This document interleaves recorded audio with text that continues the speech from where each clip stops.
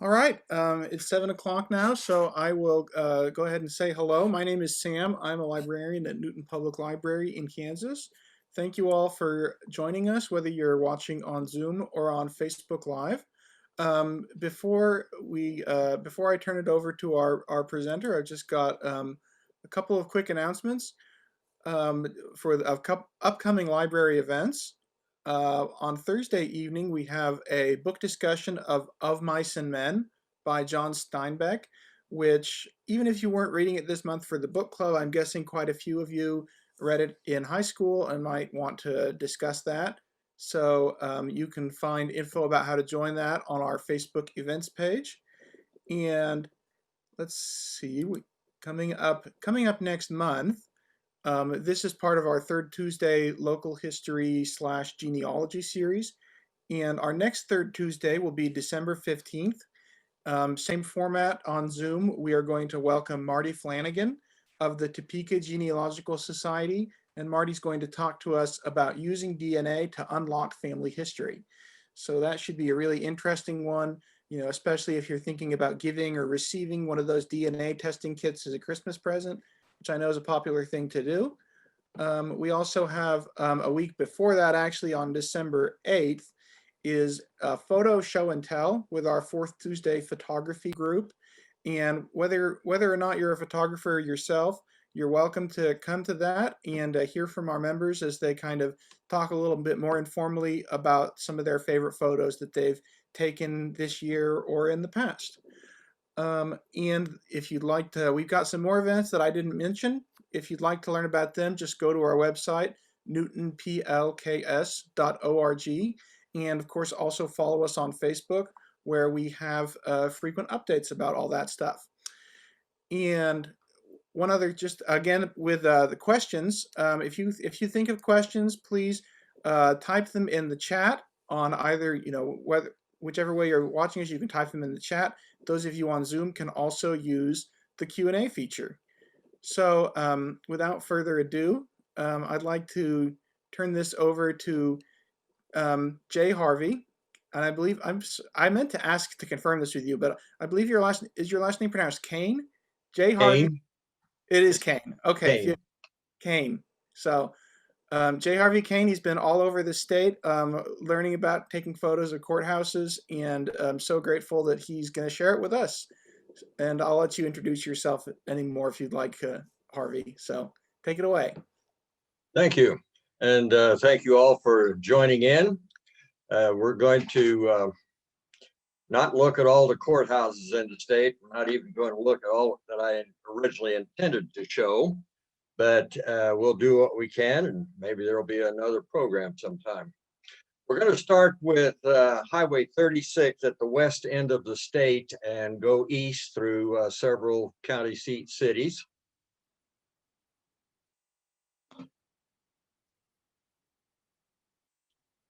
If this advances.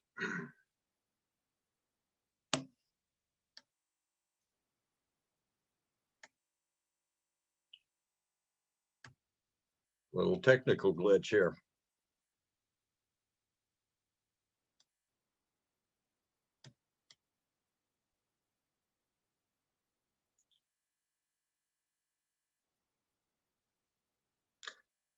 There we go.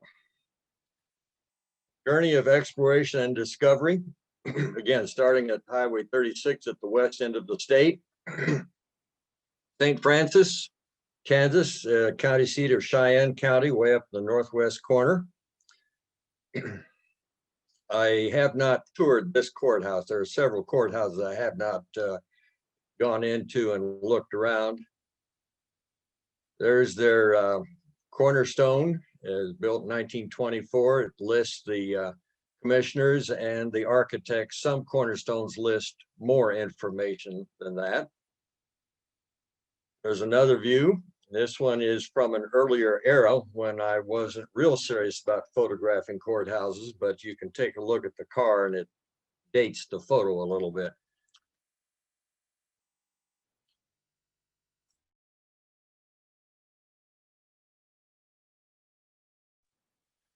Rawlins County, Atwood is the county seat.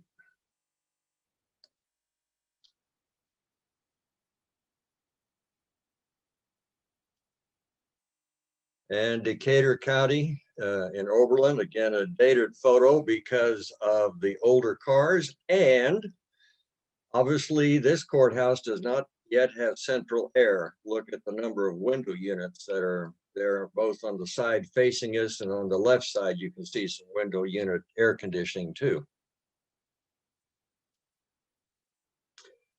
Norton County in Norton, with columns and pillars, Romanesque style. Phillips County in Phillipsburg. And one of the pieces they have here, and again, this is another courthouse I've not gone into, is a piece of steel from the World Trade Center. They got a hold of a piece somehow or another, and they're remembering the victims of the 9/11 attack. Republic County in Belleville. You can get a little idea of what the weather was like if you take a look at the flags and they notice the sky is cloudy and no leaves on the trees.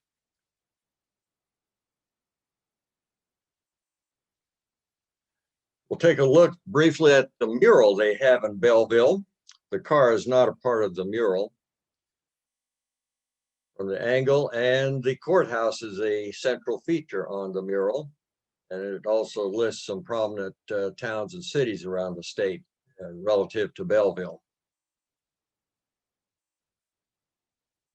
One last look, and on to Washington County.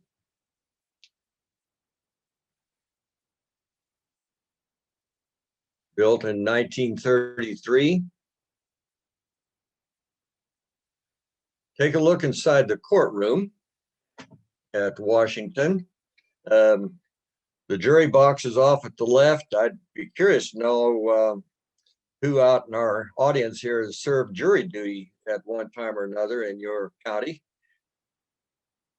The scales of justice on the back wall. Some courthouses and courtrooms display them somewhere else. The Great Seal of the state of Kansas is on the back of the judge's chair instead of on the woodwork behind him.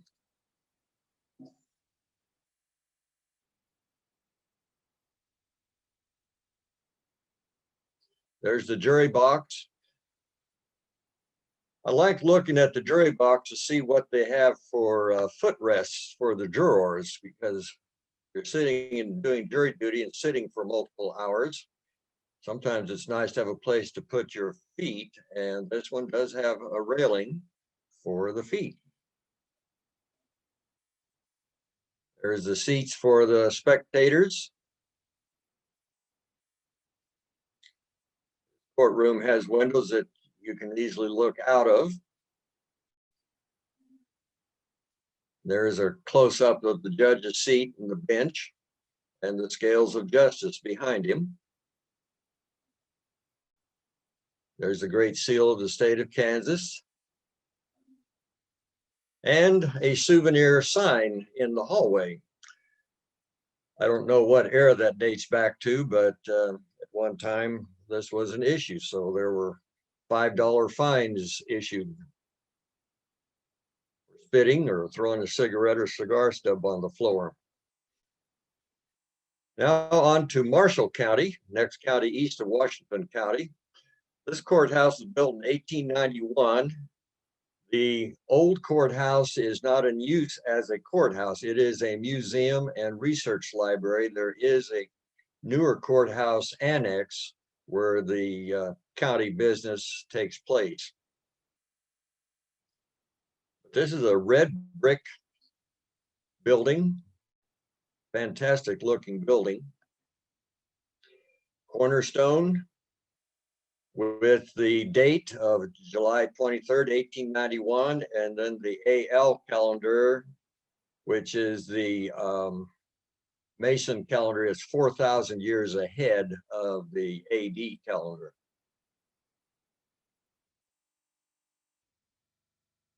This courthouse was going to be razed, but there was a group that got together and got it registered in the National Register of Historic Places and got it preserved. You can see a little bit of the present courthouse off at the extreme right. There's the courtroom in the Marshall County Courthouse, the old one. Jury seats.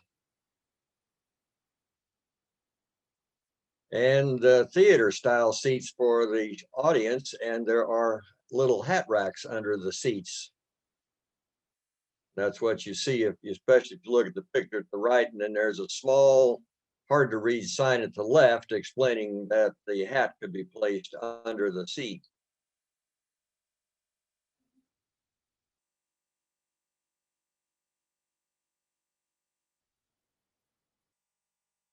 Next, we'll go to Interstate 70 and travel from west to east and cover some cities along Interstate 70. Herman County in Goodland. This was a courthouse I visited in the morning, and the sun was rising off to the east, so it made photography a little more challenging. This was a 1931 model. And out front, their attraction is a sculpture of a pioneer woman and man. It's to commemorate the centennial. If you look at the sign at the lower right, it's from 1887 to 1987, and it says they came to stay.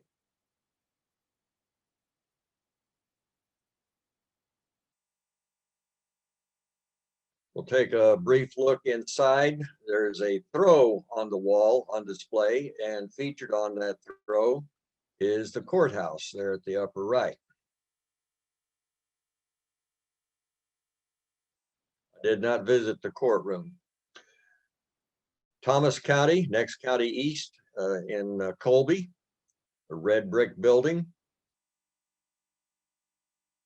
Rather imposing structure, a little bit on a higher elevation in town.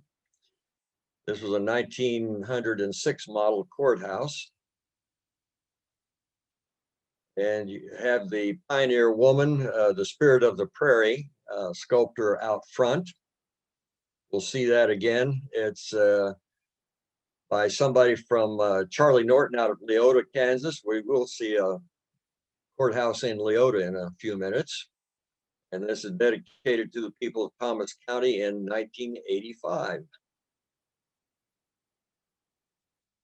Inside the courthouse, the architecture, the wooden post, the railing, the banister, carpeted stairs. Some stairs in some courthouses, as we'll see, are not carpeted, but are made of marble. This is the courtroom, and the law volumes are in the courtroom. We will see another courtroom where the law volumes are in the courtroom.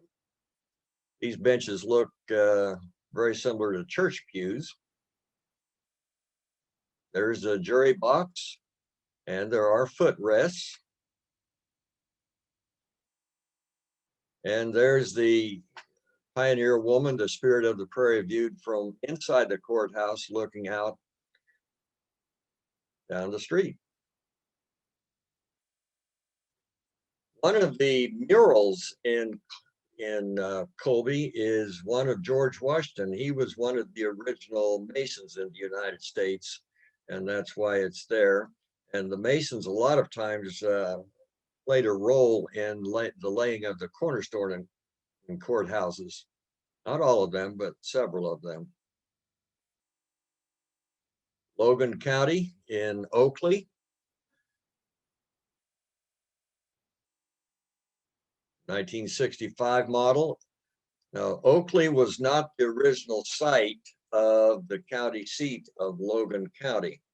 County seats typically and on purpose were located in the center of the county. So for anyone in the good old days when you got around with horse and buggy or horse and carriage, you could leave your rural dwelling, get to town, do your business, and get back home, all of that in one day. And so that's why the county seat towns were centrally located in the county as often as possible.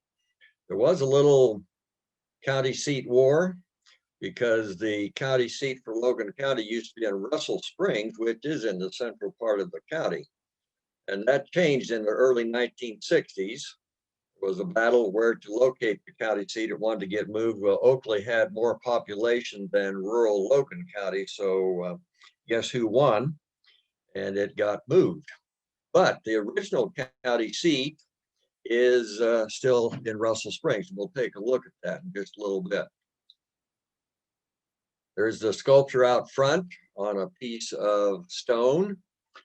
It explains the sandstone, where it was pulled up and how it was dedicated. I'll read that to you. This native Logan County sandstone boulder is millions of years old. It was removed May 1988 from outcroppings near Nickel Mine Spring on the Chalice Ranch land 12 miles southwest of Russell Springs.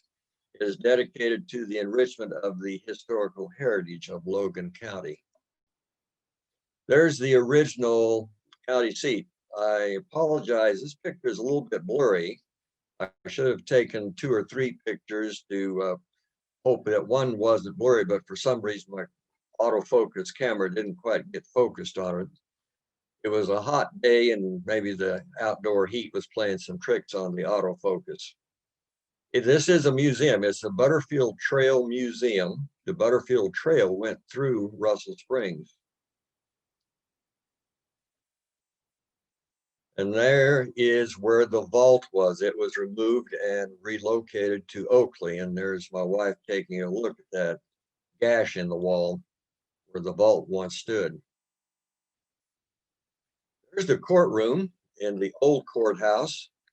This building was not air conditioned in the day, and it wasn't air conditioned in the present day. So it would be very costly to air condition the building and to pay the bills. So it's not air conditioned. So you make the most of it on a hot day. And this was in July when we visited this. But notice the old seats and the jury seats, the judge's bench, which was a table, and the spectator chairs.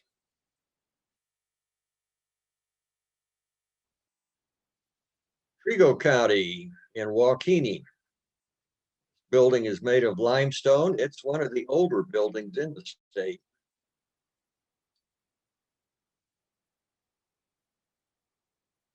I did not go inside this building, but there's a Trego County Courthouse label on the front with an eagle in the artwork part there.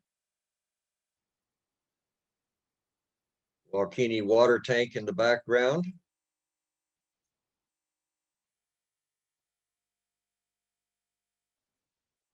And there's the cornerstone. If you look at the upper part of the cornerstone, it denotes that it was erected in 1888.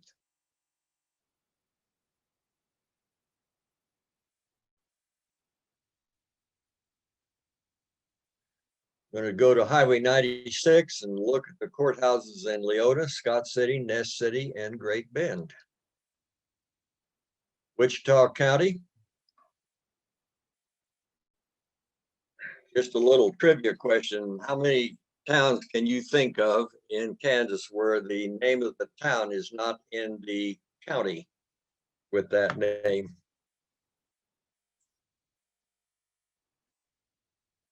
And this is just a passing by photograph. This was on a weekend, so it was closed. Notice the fire escape, and that I would say is a retrofit.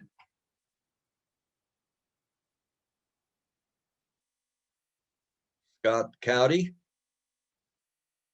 with the Romanesque pillars in the front. This is an east-facing courthouse.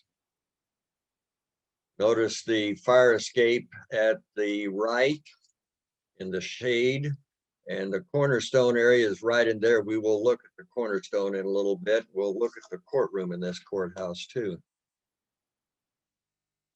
This was erected in 1924, and the part of the cornerstone indicates the American Legion played a role in the laying of the cornerstone.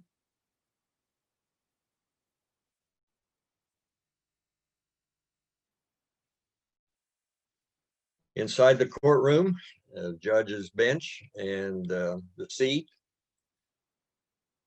Notice if you can identify the nature of the wood, it's fir just from the grain that's there. Jury box,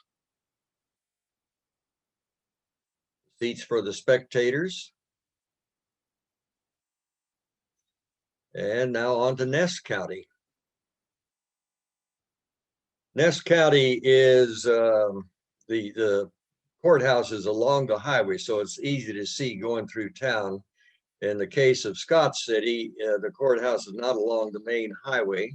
There's two highways going through Scott City, an east-west and the north-south, and the courthouse is a block off of each highway, or at least a block off, so it's not readily visible.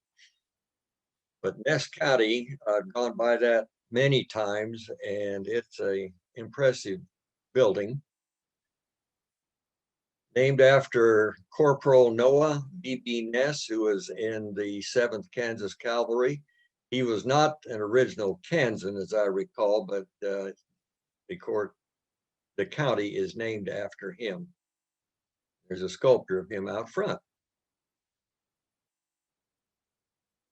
Notice the clock up there. We're going to look at other sides of this courthouse and the part that is up at the top. We're going to zoom in on this area for a little more information about this courthouse.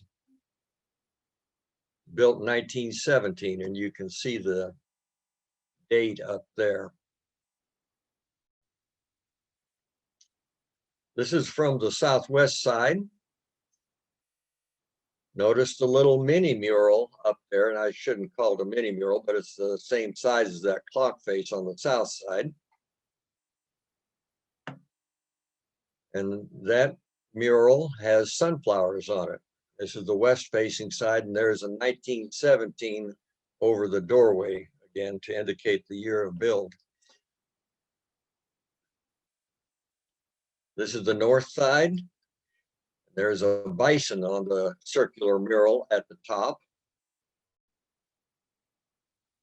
And this is the east side. And there's a pioneer scene there, or a rural scene. The cornerstone is right over there. And the cornerstone is loaded with information in terms of names, commissioners, the architects, and various people in prominent positions in the courthouse at the time. Most cornerstones aren't that loaded with information. And then the east side is, which indicates that the masons had a part in laying it, is very weathered. I had a hard time getting a readable photograph of it. I'm going to try it again another time and try to be a little more creative with how I take the photograph. Inside, they have some museum displays. I showing you this part. There's also some arrowheads and some relics that have been excavated by accident or on purpose out in the country too, that are on display. A little trivial fact or trivia fact about Ness County. George Washington Carver, the scientist from last century, homesteaded in rural Ness County for a period of time. Prior to that, he lived in Ottawa County. But this is the courtroom.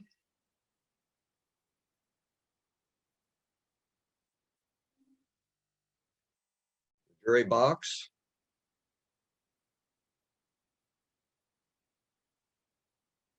And the spectator area done with 2 photographs. The floor out in the hallway or the lobby area with the benches on the side for waiting to go into the courtroom. Stairway. Notice the marble steps, tiling, and then metal posts instead of wooden posts, but wooden railing for the banisters. Barton County in Great Bend. This is also a courthouse on a courthouse square, as is Ness County. It's on a courthouse square. I have been in this building, but it was busy that one day I was in there. I did not take any photographs inside. But one of the things that are an added attraction for this courthouse square are the quilt blocks that are in the corners on the sidewalks that go around the courthouse square. So if you're interested in quilts and quilting, be sure to take a look at the sidewalks that are around the courthouse in Great Bend. And then also in Great Bend are a number of murals to see. You can pick up a guide at the Visitor Information Center and it will tell you about the place to go to see the different murals that are in Great Bend. Rice County in line is 30 miles east of Great Bend. This courthouse is on a courthouse square.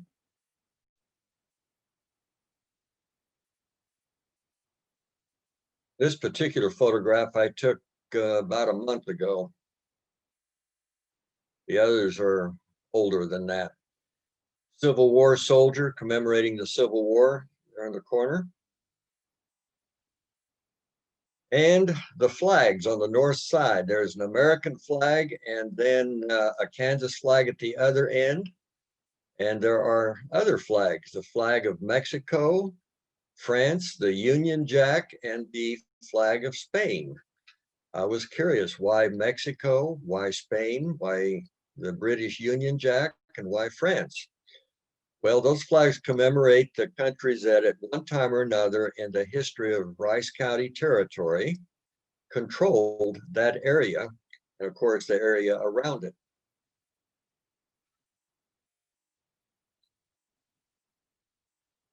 There's a benchmark that the Geographical Survey set down there. It's a reference mark. It's there in the corner in the courthouse square. McPherson County. Here's the McPherson County Courthouse at a night with snow and ice. But we'll look at it in the daytime. This was an 1894 model, made of limestone. And what's unique about the tower on the McPherson County Courthouse is there's a bell up in the tower in addition to a clock, and the bell sounds off at the top of the hour. And that has been a tradition in McPherson for a long time. I don't know of any other courthouse in the state that has a bell up in the tower that sounds off the hour.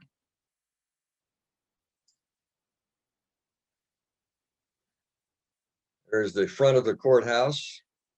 This is an east-facing courthouse. Built in 1894. That is getting fairly weathered. It's a little hard to read. And there's a sculpture in the west yard of General James Birdseye McPherson. He was killed in 1864 in the Civil War, and McPherson is named after him. The sculpture was put up in 1917, the same year that the Ness County Courthouse was put up. And it was quite an event when this got put up. There's some accounts written about that occasion. Marion County.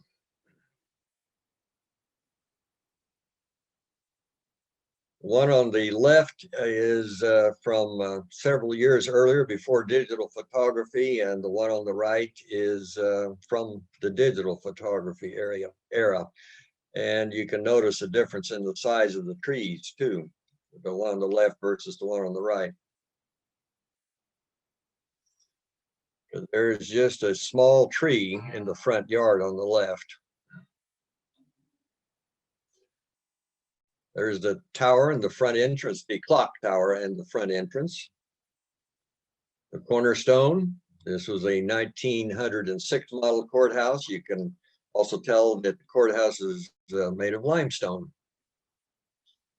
Inside, we're going to take a few looks inside. You have wooden posts at the end of the stairway, and then carpeted stairs.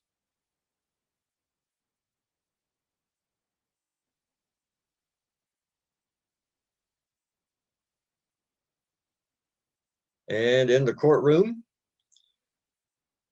the young lad sitting in the judge's seat is my grandson. He was with me on this particular day, and he took a number of pictures too.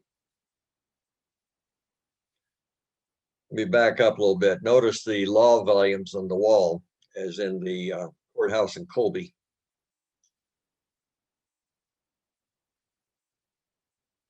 Spectator seats were theater-style seats. And then the railing separating the courtroom, the business area, from the spectator area. Impressed with the woodwork and the curvature, just nice touch to it all. This is viewed from the jury box.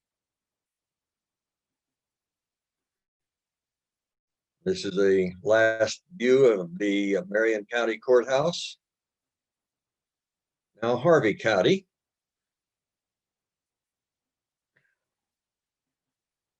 This building is in the old courthouse square. There's an interpretive sign out front that tells about the old courthouse and the present one. And there are some remnants of the old courthouse on display out by the front door of the current courthouse. The current courthouse was built in post 1966, but notice the cost of the original building, $47,101. In that day, that was a lot of money, but this day you'd be fortunate to get a house for $47,000 that was substantial and had some nice amenities with it. 1966 commemorates the construction of the present courthouse. 1906, the old courthouse. Then there's the cornerstone that was in the old one, I presume, and then a plaque that's there concerning the old courthouse. The new courthouse was dedicated in April 1966. Butler County. This photograph is from 1985. The trees now are considerably larger. And there's a replica Statue of Liberty out front that a Boy Scout troop donated. And there's a lot more out here now too, so various war memorials that are there. This is the west side, and this was a very recent photograph here. That's viewed from the northeast. The clock tower and the lady holding the scales of justice up there. We'll see her some more. There's the cornerstone, which is not on the corner. It's beside the doorway at the front entrance on the north side. 1908 model courthouse.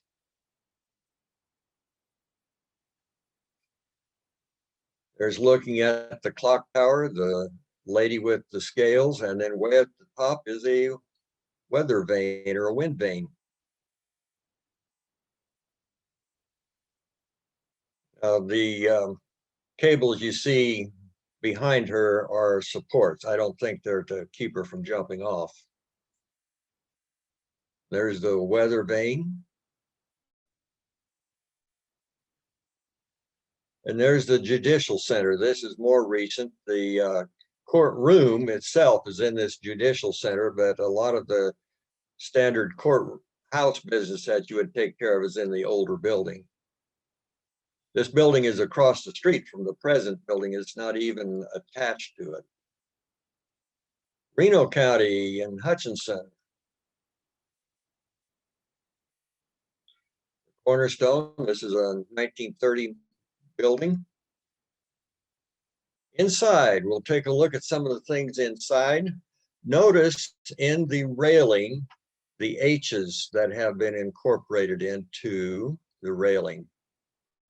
Serves a function both in terms of denoting H for Hutchinson and then also the support part of it. The H's again. This is the lobby area outside the courtroom. It's a rather large area with murals on the wall, photographs of the various judges through the years, and then quite a bit of seating. There's one of the murals. I think this designates or denotes Coronado on the left. And then a pioneer image, early settlers coming in to settle. Inside the courtroom. And now Cottonwood Falls in Chase County. This is the oldest courthouse in the state. And it was went into service in 1881, I think it is. This historical marker is out front. You can see the front entrance to the courthouse off to the right. Inside the courtroom, I did not do much in the way of photography inside the courtroom, but in the back, through the doors, are these jail cells where they could put prisoners and hold them in the interim until it was their turn to go into the courtroom. Those two gentlemen were friends of mine that when we were looking at the courthouse that particular day, they are not prisoners. And this is it for this particular program. So thank you for logging in and for being around. Yeah. Well, thank you very much, Harvey. That was really entertaining and fascinating to see the differences and the commonalities of these courthouses. And yeah, we talked about a part two. I think that would be great to see some more courthouses from the state. Let's see. So now we've got some time. If folks have questions or even comments that you want to share, feel free to type them in the chat, or on Zoom you can also use the Q&A feature.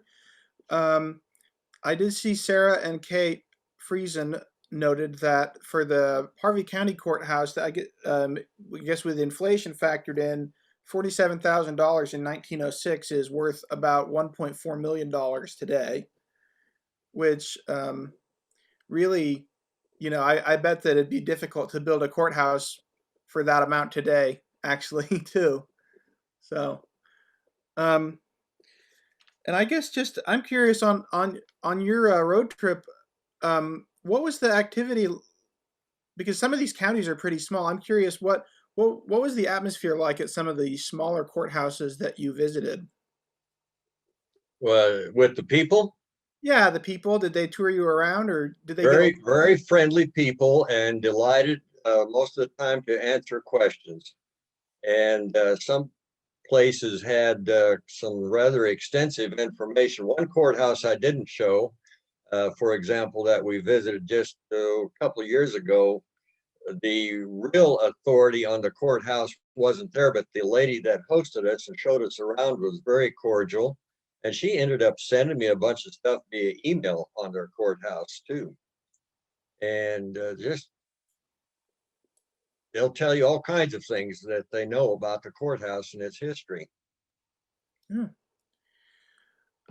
So here's a question you mentioned. Do you know the answer to that question about how many counties have?